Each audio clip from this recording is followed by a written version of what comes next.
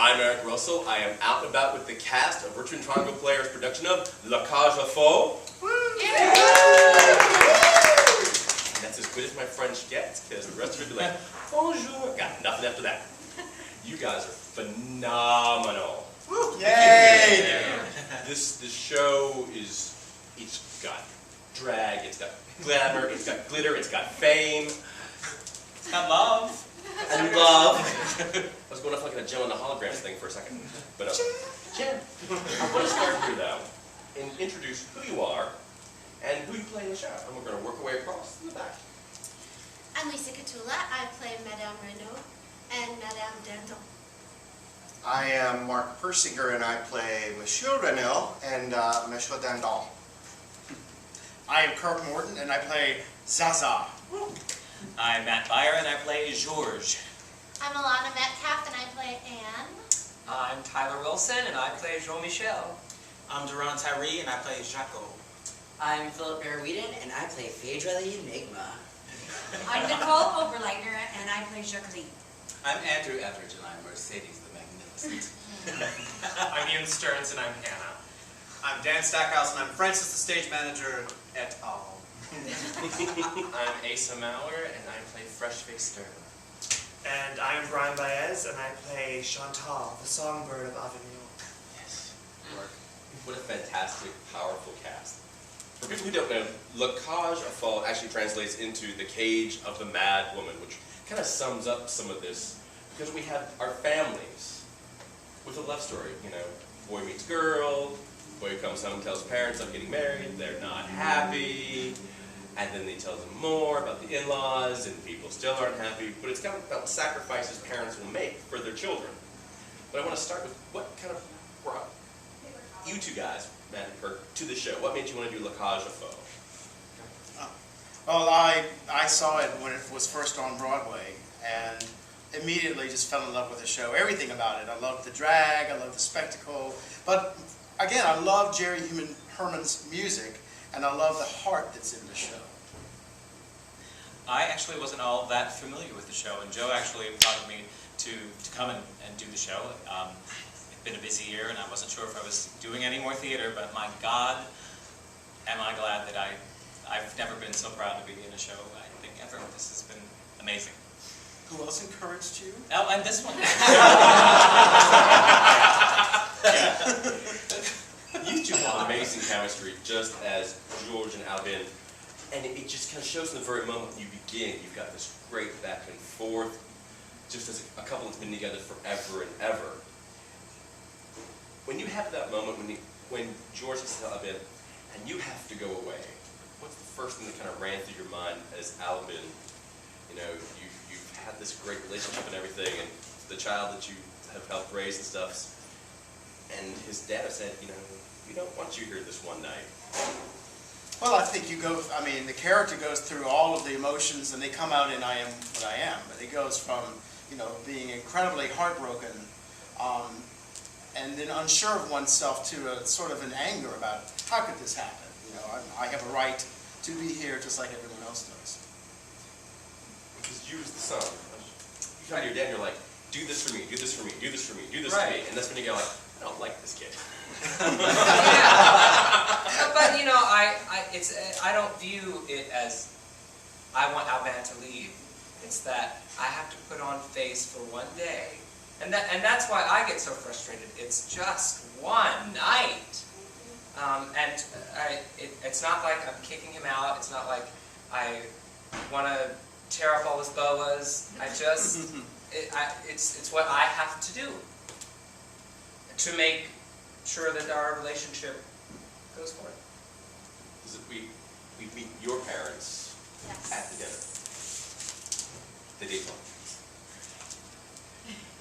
Your reaction as playing these people that are coming into this family, you've got these very strict moral code, you don't approve of the nightclubs, it's the characters and stuff, and we see that in a lot of media and stuff today, these very ultra-conservative.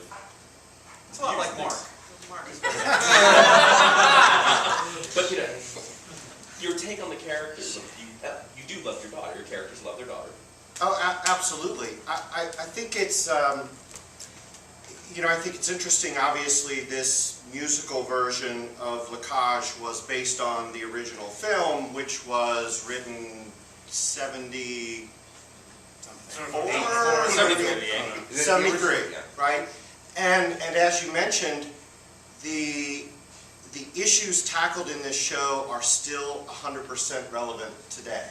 The scenario that happens in this show of a conservative family coming to meet a modern day gay couple family could absolutely happen and put a son in an unusual, awkward position. And so my approach to playing it is honestly, because there's so much angst over our arrival, is to make sure that I play it as honestly and as seriously as possible to make that angst justified.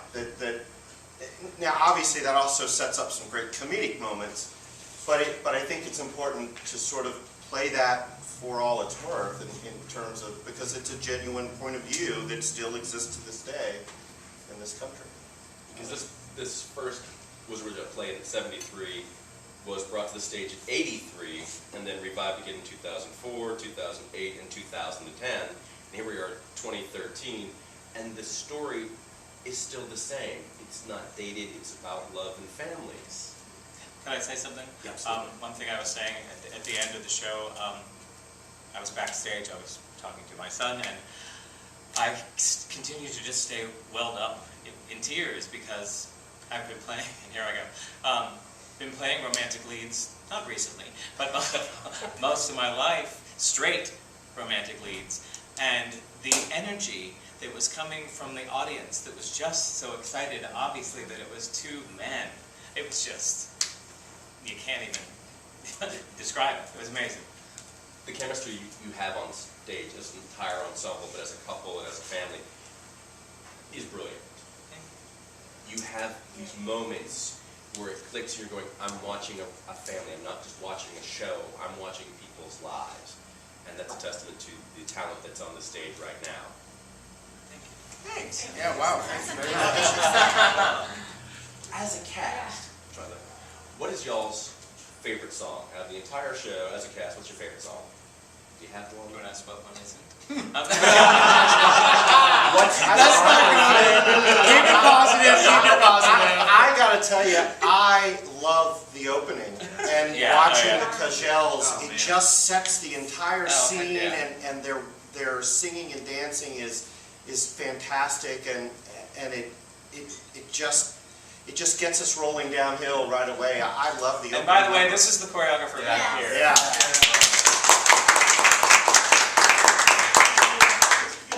Cagelles, it's all about the Cagelles. They are fearless. Because you guys, They from are the moment the fearless. show starts, keep the energy going. You all have these great little moments that just keep us intrigued and pulled in.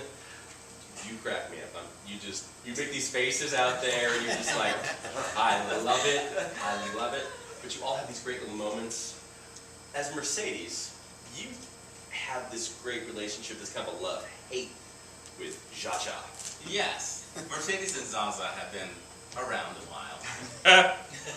She's slightly longer.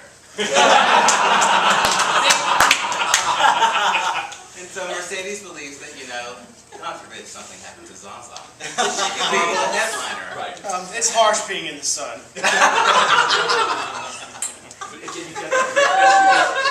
When she needs her, Mercedes is like, I've got this, I've got it covered.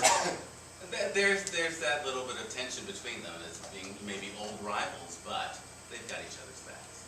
There is respect. Yeah. Then we have the maid, the butler, wants to be in the show. The muffler. Your timing is fantastic. When you come in, you go out. And you do these quick changes. I was watching going, did he just change his clothes again? Walking through? It's a lot. But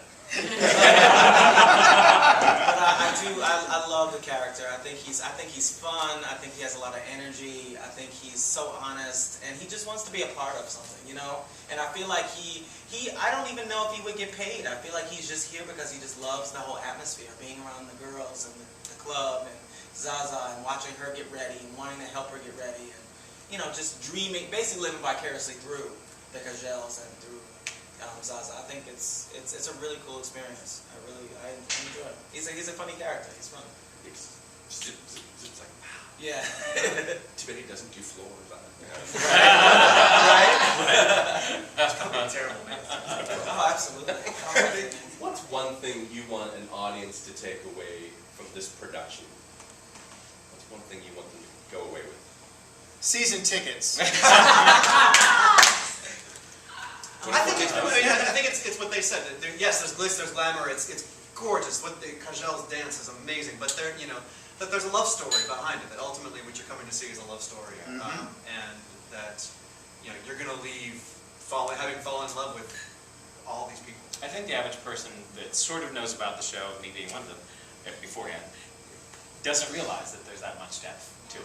That you just think it's glitz and lots of dancers and a little bit of shtick, but God, it's got so much heart. It's unbelievable. Because the songs are really powerful. Yeah. They truly are songs about people. There's even true love between Hannah and...